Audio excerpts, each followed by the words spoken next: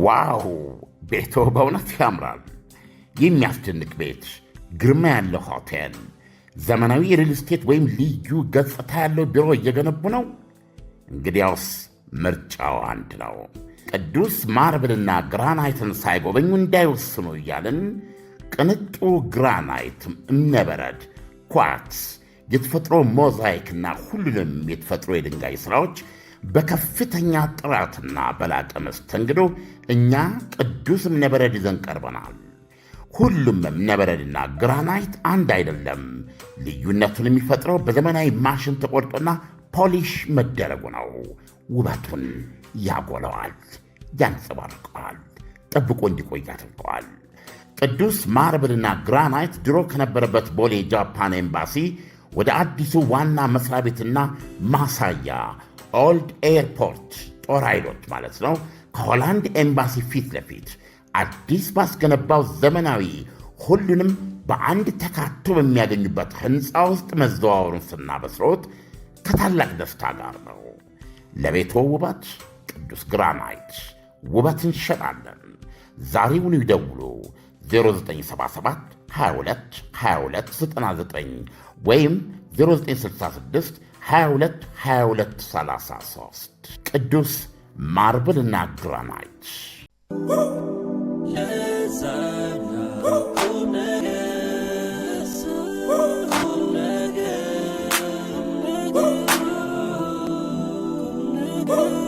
የአሜሪካው ፕሬዝደንት ዶናልድ ትራምፕ ባለፉት 13 ቀናት ኢራንን ሳይደበድቡ ነግቶ አያውቅም። ዛሬ ብታምኑም ባታምኑም በ14ኛው ቀን ሁለቱም ሳይደባደቡ ነጋ። ምክንያቱ ምን ይሆን? ምክንያቱን እናወራለን። የሰላጤው ሀገሮችም እነዛ በእውነት ለብዙ የዓለም ነፍሶች የሥራ ዕድል የከፈቱ እነ ህንድ $50 ቢሊዮን ሬሚታንስ ነው የሚያገኙት በየዓመቱ። እነ ፊሊፒንስ ገብተዋል። እነዛ የሥራና የእንትን ዛሬ እነ ኩዌት ቃታ መሳባል ያስፈልገንም ብለዋል። እነ ባህሬን እግዚአብሔር ይመስገን ቸር ያድረናል ብለዋል። ምን ተፈጠረ? ዶናልድ ትራምፕ ያንን ፒካክስ የተባለ ተራራ ላይመቱት ነውና እዚህ ላይ የምናወራ ይሆናል። ወደ ዓለም አቀፍ ጉዳዮች እንሄዳለን። ቀደም ሲል እንደተነሳው ሰሞኑን የኢራንና የአሜሪካ ጉዳይ በየዕለቱ የድብደባዎች እንደነበሩ ይታወቃል። ኢራን ላይ በድብደባው እጅ ለማሰጠት ጥረት ይደረግ ነበረ በአሜሪካ በኩል። ትናንት ምሽት ብቻ የአሜሪካ ጀቶች ከመሬት ሳይነሱ ውለዋል እና ሰላም መጣ ልንል ነው ወይ ነው ምንድነው እዛ አካባቢ እየተከናወነ ያለው? በእውነት ዶናልድ ትራምፕ ላለፉት 4 ወራት ከኢራን ጋር የገጠማቸውን ጦርነት ስያሜ ያጣውላት ይላል በሰማይ ደስን የማረው ማዲንጎ እንደው ምን አልኩኝ በአማርኛ ቢስት አይመጣም። ነገር ግን የጽናት ተፋልሞ ብለው ደስ ይለኛል። በሁለቱም ወገን በትራምፕና እከሌ በማይባለው የኢራን አገዛዝ ሰው ወይም ሰዎች አሁን ሶስተኛውም አያቶላ እየታዩ አይደለም፣ እየተሰሙ አይደለም። በእርግጥ በዛ ውስጥ አሁን የሚታዩት ቋሊባፍ ናቸው። ቋሊባፍ አሉ አፈጉባኤው ማለት ነው። አፈጉባኤው እና ዋናው ተደራዳሪ ናቸው። ምናልባት እሳቸው ለጊዜው የኢራን 3 ሰዎች ናቸው እኮ አሁን በዋናነት የሚታዩት እኮ አርጋቺ አሉ፣ አርጋቺ ፕሬዚዳንት ፔሽኬን አሉ እና እነኚህ ቋሊባፍ አሉ። እንግዲህ አገሪቱን የመሩት እነኚህ 3 ሰዎች ናቸው። ያ ፕሬዚደንቱ ያው እንዴት ልበለ ፕሬዚደንት ናቸው። በዛ ውስጥ ያለውን ነገር ሊያደርጉ ይችላሉ። እኛኛው ደግሞ የኢራን ድምፅ ናቸው ውጭ ጉዳይ ሚኒስትሩ። ቋሊባፍ ግን እቺ ግንባራቸው ላይ እንደ ፕሮፌሰር መስፍን አይነት ነገር አለች፣ ቋጠር ያለች ነገር አለቻቸውና ቋሊባፍ ይመስሉኛል። እና በትራምፕና በቋሊባፍ መካከል ያለ የጽናት ተፋልሞ ወይም ደግሞ ምልትሮታለ ቤትል ኦፍ ዊል ነው የምትለው። እና በሁለቱ ምንድን ነው አሁን ዶናልድ ትራምፕ እያካሄዱ ያሉት? አሁን በዚህ ይመቱና ከዚህም በላይ እኮ መሄድ ይችላለሁ እኮ። ስለዚህ ያው ተስማሙኝ፣ ፈርሙልኝ ነው፣ እሺ በሉኝ ነው።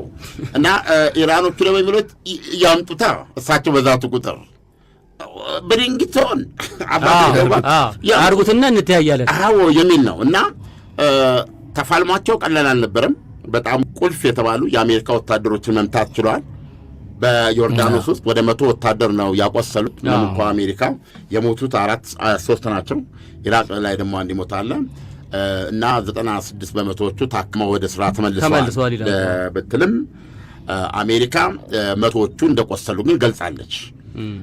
ሁለተኛ ዮርዳኖስ 2 አየር ማረፊያዎች አሉ ኢራኖች የሚመቷቸው የአሜሪካ ናቸው። እና ይሄ የራሱ የመሳሪያና መጠገኛ የአውሮፕላኖቹ መጠገኛና ማኮኮያ ሁሉ እኮ የተመታው አንድ ላይ ታድ የሚባለው የአሜሪካ የመጨረሻው የአንቲቦሊስቲክ ሚሳይል አክሻፊ ነው። ሰማያት ላይ ነው ቀንድቦ የሚጥላቸው ገብቷል። እና ትልቁ የዚህ መሳሪያው ራዳሩ የተለየ ነው። ከዚህ ከከባቢ አየር ውጭ እያለ ነበር የሚመታው። አሁን እሱን አልፎ ነው የመታው። የራሱን ራዳር ነው ያወደመው።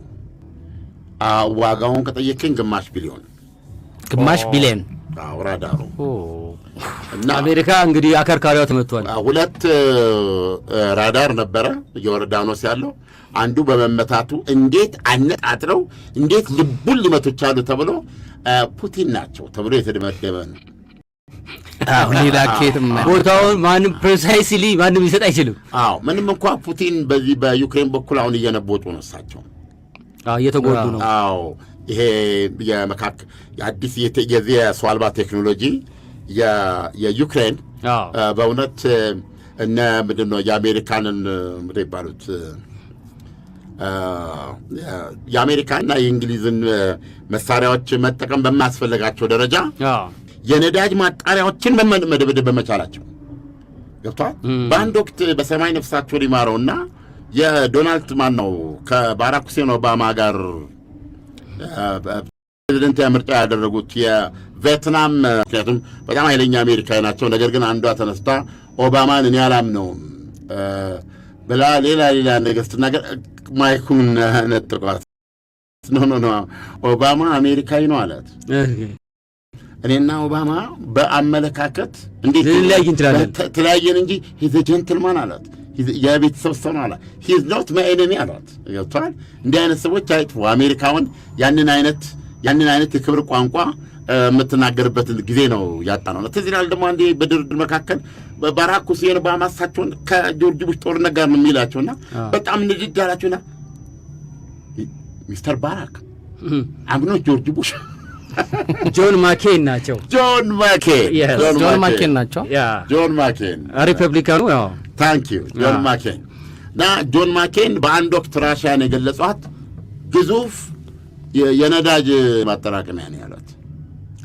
ራሽያን ቤዚካሊ እንግዲህ ይሄን ያህል የተፈጥሮ ኤነርጂ ይሄ የነዳጅና የተፈጥሮ ጋዝ አገር ሆና ራሽያ ለመጀመሪያ ጊዜ የነዳጅ ማጣሪያዎቿ በየቦታው በዩክሬን ሰው አልቦች እየተመቱ የነዳጅ እጥረት ተከሰተ። ራሽያ ውስጥ ከህንድ ገዛች። ይሄ ደግሞ እኮ ራሱ ለአውሮፓም ስጋት እኮ ነው። ከራሽያ ወደ አውሮፓ እኮ የሚሄድ እኮ ጋዙ ሁሉ አለ። እሱ ሊቆረጣል። ለአውሮፓም ችግር ነው። አውሮፓማ ተቆራረጥ እኮ የውስጥ ነው የተፈጥሮ ጋዙን እኮ እነኚህ ምስራቅ አውሮፓ ላይ ያሉት ሀገሮች አልተቋረጠም። ጀርመን ጭምር የተወሰነ ይወስዳሉ። አሁንም ይሄ የውስጥ ጥቁር ገበያ ውስጥ ካልሆነ በስተቀር ሁለቱም የጀርመን ከራሽያ የተዘረጉት ቧንቧዎች ከደረቁ ስንት ጊዜያቸው ከዛን ጦርነት ጊዜ ጀምሮ ተቋርጠዋል። አንደኛው በቢሊዮን የሚቆጠር ሊትር ኩቢክ ሊትር ነዳጅ ይጠቀሙ ነበረ። ፍላጎታቸው ስለጨመረ ሁለተኛ ከተሰራ በኋላ አንዲት ሊትር ሳያሳልፍ ማናቸው ቭላዲሚር ፑቲን ኩዌትን ኩዌት ማለት ናት ዩክሬንን ወረሩ ማለት ነው። ከዛ በኋላ በዛ የተነሳ አውሮፓ ከ90 በመቶ በላይ አቁሟል። ስለዚህ አሁን ራሽያ የነዳጅ እጥረት ገጥሟት ከህንድ እንዳስገባች ነው ማለት ዲዛስተርስ። ይሄ በጣም ዲዛስተርስ ነው። ለምን የእንትን ቴክኖሎጂያቸው ምንድን ነው የዚህ የሰው አልባ ቴክኖሎጂያቸው ደመላሽ እየሆናቸው ነው ያሉት። ኢንፋክት ብዛትም አለው እኮ እንደ ባር ላይ እንደዚህ የሚሄዱት እኮ ደመላሽ የሆነው ግን ትናንትና ምን ይቅርታ አድርጉልን እንግዲህ የኛ ርዕስ ለመጠበቅ ማገናዘቢያ እየሰጠን ነው እና ምን ሆነ መሰለም ትናንትና ቀን በዩክሬኖች ለምሳሌ ቀን ስለ ከምሳ በኋላ ትልቅ ኤግዚቢሽን ነበራቸው። ከኪየቭ ወጣ ብላ የምትገኝ እና ኤግዚቢሽን ነበር። ኤግዚቢሽን ምንድን ነው አትለኝም? የሰው አልባ ቴክኖሎጂ ማሳየት እንደዚህ የሚያመርቱት ባሉበት የዩክሬን ምንድን ነው የሚባለው ቁልፍ ሰዎች ኢቭን የደህንነት ሰራተኞች እንትን ቁልፍ ኃላፊዎች እነሱ በተገኙበት ኤግዚቢሽን ማስታወቂያ ተደርጎ እየተካሄደ ነው። ራሽያ ዝም አለች። ይሄንን ቭላዲሚር ፑቲን ሰሙ። ሰዓትና ደቂቃውን ቦታውን ሁሉ አወቁ። በኋላ ጄኔራሎችንም መጠየቅ አላስፈለጋቸውም። እነዛ 3 ቦሊስቲክ ሚሳይል አሰሩ። ኦኬ ተኮሱት ወደ ኤግዚቢሽኑ። ዋው! ይህን ዜና ማታ ሰርቼዋለሁ። ሰው ተገዙ። ምን ሆነሃል አንተ? ራሽያ የምትደበደብበት አሁን ያልኩህን ራሽያን እኮ የነዳጅ እጥረት ውስጥ ከትቷት ነው የምልህ። ሳይጣራ መጠቀም አትችልም። ማጣራት አልቻለችም። እየመቱት ያን በዚህ መንገድ የሚደበድቧት የሰው አልቦቿ የዩክሬን ሰው አልቦች ተደርድረውላል እዛ። እንደገና እነሱን ኢንቨንተርስ እና ፕሮዲሰሩ ፋብሪካ እንትኖቹ እነዚህ መኳንንቱ የተሰብስበውልህ ይሄ ኤግዚቢሽን ቅልጥ ብሎ ይከላል። እንግዲህ አስበው ኤግዚቢሽን ይኖራል። አዎ በኋላ አገር ሰላም ነው ተብሎ መቼም እኔ መቼም በኋላ ሲባል ከየት መጣ ያልተባለ 3 ቦሊስቲክ ሚሳይል ሩምታ 3 ተቋረጠ ማለት ነው። አንዱን መታን አለ የኢራን ማን ነው የዩክሬን አየር። 2ቱን ግን ቦሊስቲክ ሚሳይል ነው። ምንም ማድረግ አልቻልንም። ለተመዋል። ምኑን የለተመው የራሽያ መከላከያ ሚኒስቴር ሲገልጽ እኛን እየመጡ ሰላማዊ እንትኖችን የሚመቱትን ማመረሻ ሰዋቦችና እነሱን ያነጹ የሰሩ እዛ ነበሩ እና እሱ ቦታ እንዳልነበር ሆኗል። አናውቅም፣ እነሱ ምን እንደሆነ አላውቅም፣ ግን እዛ ነበሩ። ግን መተነዋል እንዳልነበረ ሆኗል እንጂ ዩክሬን ታዲያ የእሳተ ገሞራው ጉድጓድ ነው የሚመስለው። አሁን ዩክሬን ምን አለች? 10 ነው ወደ የሞቱታለች፣ 100 ግን ቆስሏል አለች። ፍጅት እኮ ነው የደረሰው። ፍጅት ነው። ግን ደግሞ 10ሩም ሰው ውስጥ እኮ ደግሞ ተመልከትኩ። 10ሩም ሰው ውስጥ እኮ ምን አይነት ሰው ነው የሞተባት? ማስተር ማይዱ ይሆናል። አሁን ዩክሬን እንድትነግረን እንፈልጋለን። እነማን ሞቱ? እንደኛ ይሄ በሙሉ ኤግዚቢሽን ላይ ያቀረበችው ሰው አልባ የለም ነበረ ቦታው ላይ እንጂ ከተባለ የለም። ግቷን የሳት ላንቃ ነው የዋጠው እና በእውነት ነው የሚገርም። አሁን ትልቁ ጥያቄ ዩክሬን ውስጥ ምንድን የሆነው እነዛ የቆሰሉ መቶዎችስ ምንድን ናቸው? የቆሰሉት ብዙ ጊዜ ክሪቲካል የሚባል አለ፣ ለህይወታቸው የሚያሰጋ ገብቷል። ሌሎቹ ደግሞ ላይሞቱ ይችላሉ፣ የመዳን ዕድል አላቸው። ሲድኑ ግን ከመመታታቸው በፊትና ከዳኑ በኋላ ምንም የሰማይ ግንኙነት የማይሰሙ የማይደሙ። አዎ ትናንትና ራሽያ ብታምንም ባታምንም የጀንበኝ ይሄ በመረጃ ላይ የተመረኮዘ እዛው መሀል ላይ ሆነው አሁን ነው ይጠበቃሉ ሰዎች። ያን ነገር ሲመጣ መጣ ቀለሙ ይባላል። ቀለሙ ደርሷል እና በቀጥታ ጌታዬ አሁን ነው ብሏል። ምናልባትም ደርበው በሉኝ ቦታውን የጠቆመ ሁሉ አብሮ ነው ሄደው። ይሄ ቁልፍ ነው እና በዛ መንገድ ነው የመጡት። አሁን ዩክሬኖች እየጠየቁ ያሉት ካላበድን ህሊና ካለን ራሽያን የሚያል ጠላት አስቀምጠን እንዴት ነው ኤግዚቢሽን እንዳዘጋጀው በሜጋፎን ባዘቃ ኤግዚቢሽን ስለመካሄድ እያልን ተናግረን እንዴት ይሆናል? ማን ነው ይሄን ውሳኔ የወሰደው የሚል ጥያቄ ዩክሬናውያን በሙሉ አንስተዋል። የተመታባቸው ነው። በነገራችን ላይ የትናንቱ የራሽያ ኢላማ ማንን ያገኘው እንደው ሳስብ ብልጡን ስለመታ ሳልገኝ ነው የመታው። ሳልገኝ ታውቃለህ? ሳልገኝ የዩክሬን ሳልገኝ ገብቼ ሳልገኝ ሁሌ ሳልገኝ የምትባል ብልት አለች። እሺ ስጋ ቤት ዝም ብለህ እንደሰጥሮ ነው የምትበላው። እኔማ ዘመለ ከዚህ ቁረጥ ነው መች ሰጥቷል። ሳትገኝ አትገኝ። እኔ እኮ ትቻለሁ በእውነት ምንም አክብሮ እንደው ስጋ ቤት ስትሄድ እምልህ እንደው አይተው ቆይ ችች ትሻላለች ብሎ መስጠት አለባት። ስንቱን ታውቀዋል። ሳልገኝ በሻኛና በምን መሀል የምትገኝ ናት። እሷን አገኘህ ማለት እሷ ማለት ለቁርጥ ብትል፣ ለክትፎ ብትል፣ ለጥብስ ብትል፣ ለጎረድ ብትል አንደኛ ናት። እና ስጋ የሚያውቁ ሰዎች ወደ ልኳና ወደ ቆራጩ በነገራችን ላይ ጨዋታ ያለው ቆራጩ ጋር ነው። ምሶሶን ነው ስጋውን ያስገባው ሰውዬ አይደለም። እሱ ጨዋታ ካላወቅ ስጋ አልበላህም። ገብቶሃል? ዝም ብለህ የሚሰጥህ ሳልገኝ ትለዋለህ፣ ትሄዳለህ። ሂዱ ይላል ካላችሁ ማለት ነው። እና ሳልገኝ ይቆረጥልሃል አብሮ ማለት ነው። እና ትናንትና ራሽያ የመታችው የዩክሬን የሰው አልባ ቴክኖሎጂ ፈጣሪ አምራች አደራራጊ የሆኑትን ሳልገኞችን ነው። አንድ ቦታ ላይ ለዘብ ተሰብስቦ አገኘቻቸው። ማይ ጎድነስ እኔ ቆሜ አጭብጭ ብቻም ውጊያ አይደገፍም፣ ግን ከተዋጋ ይቀር እንዲህ ነው።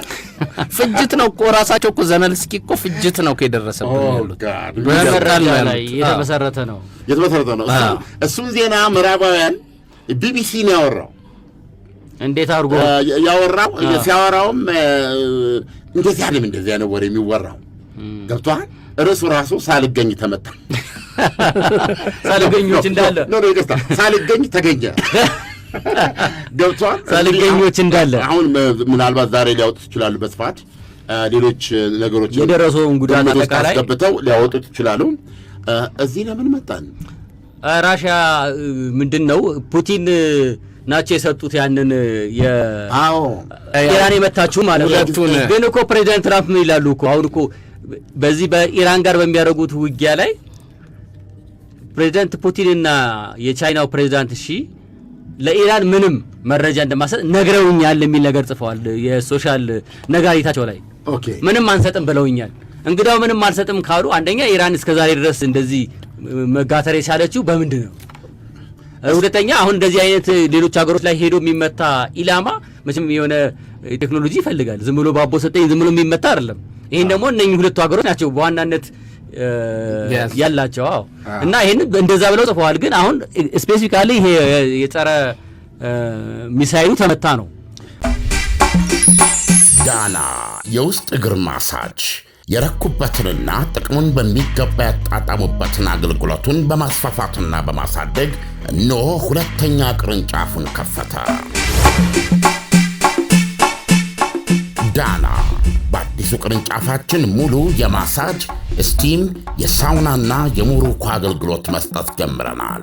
ለቤተሰብ ለጥንዶችና ለሙሽራዎች ከነሚዜዎቻቸው ዳና ማለፊያ ምርጫ ነው።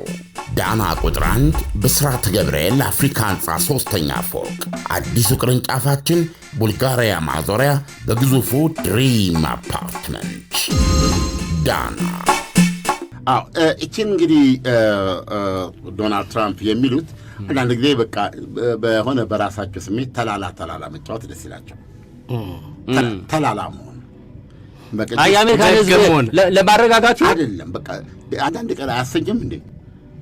አንዳንድ ቀን የምትለው አይደለም። ሁሌ የሚጽፉትን ነገር እኮ ስትመለከተው እኮ ጦርነት ላይ ያለ ፕሬዚዳንት አይመስልም። እንዴ ዝንጉ ሰው እንዳይመስሉ። ግን አንዳንድ ቀን ተላላ መሆን ደስ ይላቸውና እንደዚህ ይላሉ ማለት ነው። ልቡን ነው እየመታች ያለችው ኢራን። ይሄ አቅም ያልነበረ ነው እና በእውነት ነው የምነግርህ። አሁን ለምሳሌ $37 ቢሊዮን አስወጥቶናል የዚህ ጦርነት ሲሉ የአሜሪካ የጦር ሰፈሮች የደረሰባቸው ውድመት በሙሉ አልታሰብም፣ ከግምት ሳይገባ። አዎ እሱ ቢታሰብ 67 ሊገባ ይችላል። እሱ ብቻ አይደለም። ሁሌ እንደ ምሳሌ ማነሳት ኳታር በአንድ ምት እኮ ነው፣ በአንድ የኢራን ምት የዚህ ወደ የተፈጠሩ ጋዝን ወደ ፈሳሽ ከትነት ወደ ፈሳሽ የሚቀይር ትልቅ በቃ ቁጥር 1 ነው ተቋምን 19 በመቶ የማምረት አቅሙን 19 በመቶ አወደሙ። በአንድ ምት በገንዘብ ሲያስቀምጡት $26 ቢሊዮን እሱ አይደለም። በጊዜ ሲቀመጥ ደግሞ እንደነበር ለማድረግ ለመስራት ይሄን ብር አውጥታ ቢያንስ 5 ዓመት ይፈጃል። ይሄ ምት አይደለም። በዚህ የተነሳ ነው አሁን ኢራን ይሄ ሆርሙዝን አንቃይዛ ባይ ዘ ዌይ በጣም ማስገራሚ ታሪክ። ባለፈው የኢራቅ ጠቅላይ ሚኒስትር ሄደው ነበር፣ ዋይት ሃውስ ነበሩ እና ከዋይት ሃውስ ሲመለሱ ምሳ እባክህ አገር ቤት ከገባ በኋላ ዝም ብላ ተቀመጥ። እነዛ አብዮተኞች ጋር ሄድና መቼም እነሱ ሰው አይሰሙም። ደው ከግራ ግብት እኮ ነው ያለኝ። እኔ አሁን ለማቆም ፈልጎ ጦርነት እባክህ ንገራቸው። እሺ በሉና ይፈርሙልኝ። እኔ ጥየቁት ብዙ አይደለም። አሁን ወይ ለ10 ቀን ዝም ብሎ ተኩሱ ይቆም የሚል ሐሳብ አስይዘው ለእኚህ ጠቅላይ ሚኒስትር ይሰጣቸዋል።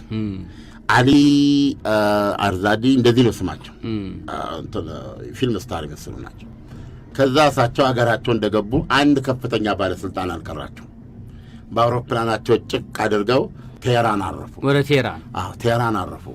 አሁን ያልገባኝ ነገር የኢራን ባለስልጣኖች ቤተ መንግስት ውስጥ አሉ እንዴ?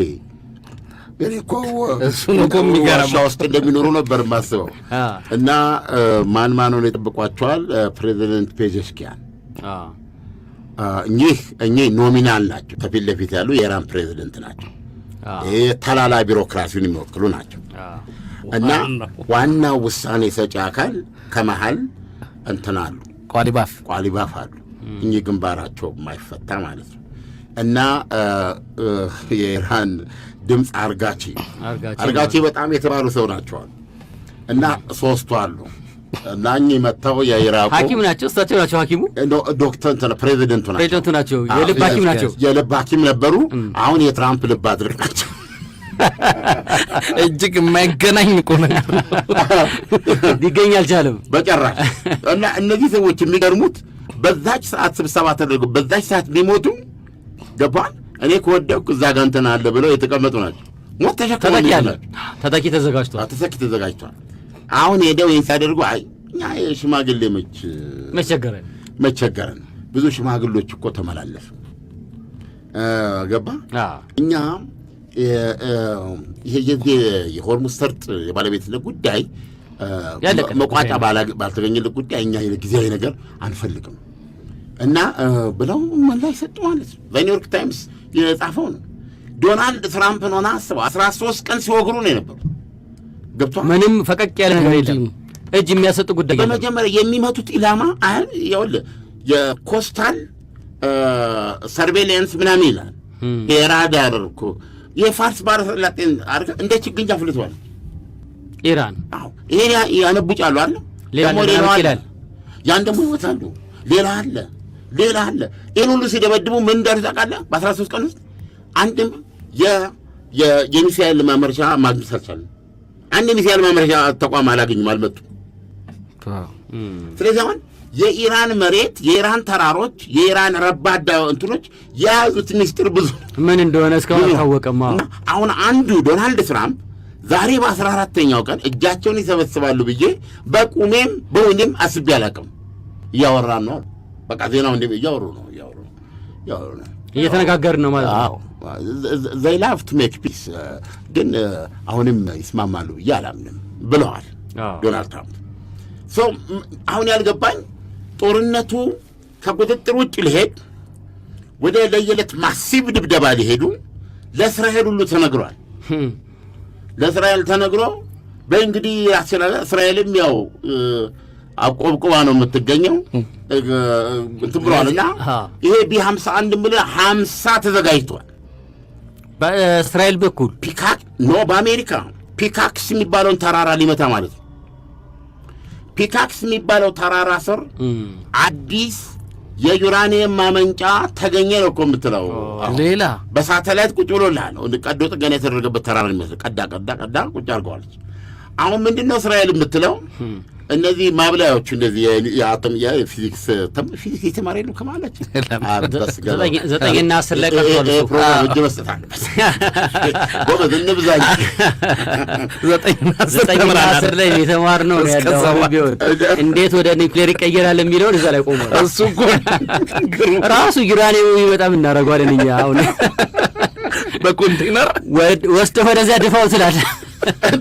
ችግር አንዳንዴ እኮ ይቸግራል እኮ የሥራ እኮ ከባድ እኮ እና እዛ ውስጥ ሴንትሪፊውጅ ይባላሉ። የራሷ ያሰራቸው በጣም እነሱ ናቸው እንትን የሚሉት እና በሺ የሚቆጠሩትን ወደዛ ሸሽታለች ነው የምትለው እስራኤል።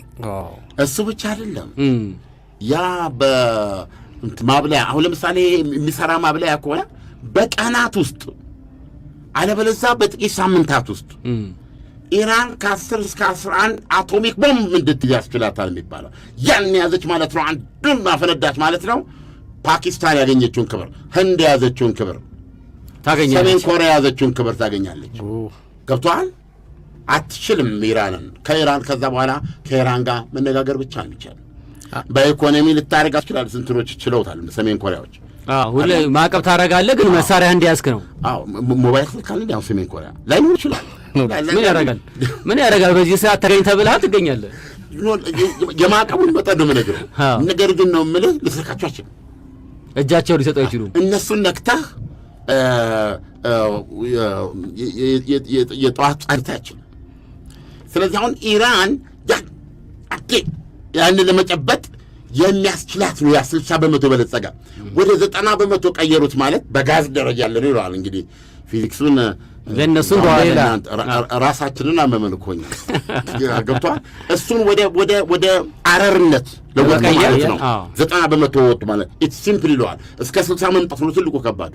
ስለዚህ ይህችን ካደረጉ 11 የኒውክሌር ቦምብ ያዙ፣ አቶሚክ ቦምብ ያዙ ማለት ነው። አበቃ። ያኔ ሲሆን ትከባበራለህ እንጂ የለም እንትን ግማሹን ነው የምትለው እስራኤል። የዛን መዘዘኛ 440 ኪሎ ግራም 60% የበለጸገ ግማሹን እዚህ ፒካክስ ተራራ ከርስ ውስጥ ደብቀዋለች፣ ወስደዋለች። ድባርቅ ስውር ድብቅ የዩራኒየም ማብላያ ተብሏል። ይሄ መመታት አለበት የለበትም?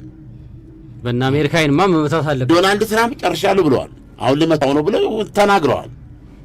ዛሬ ከእንቅልፋችን ስንነሳ ነው እያወራን ነው፣ እየተነጋገርን ነው። ሁለት ተደራዳሪም ደግሞ አዘጋጅተናል እኮ ነው ያሉት። እያወራን ነው። ፒካክስ ተራራም በሰላም አድሯል። የተሰማ ተኩስ የለም። ዛሬ 14ኛው ቀን ላይ ቀጥሎ ደግሞ ወዴት ነው የሚወስዱን የሚለውን ለራሳቸው ለዶናልድ ትራምፕ መቶ ይሻላል። እኔ ተንቦጃ ቡጂ አላኩ። ይኸው ነው ፋንቱ ባንዶዬ፣ እንዴት እንደምንወድ እንዴት እንደምናከብር ቃላት የለንም። ዛሬ 75ኛ ዓመቱ ልደቱ ነው። ከትላንት በስቲያ ሐሙስ ዕለት የተከበረው በአጋጣሚ እንግዶች ይዤ ወደ ቶቶት ሄጄ ነበረና የዛን ዕለት ነበረ የሱ ልደት ያለው። መድረክ ላይ ይሄን ዘፈን ለመጫወት ሲወጣ ህዝቡ እንዳለ ገልብጥ ነው። በጣም ታታሚሊ ጋብዛለሁ። አንተን እንደው 75 ዓመቱ በኋላ ሊቪንግ ሌጀንድ ፋንቱ ማንደዬ 75 ዓመት ሞላው። የመቶ ወር ለማክበር ያብቃል። 100 ወር ለማክ 25 ነች የቀረችው። እቺ ዘፈን ደግሞ 50 ዓመት አልፏታል። ገና መቶ ትደርሳለች። መልካም ልደት እንላለን። ረጅም እድሜና ጤና ጋሽ ፋንቱ።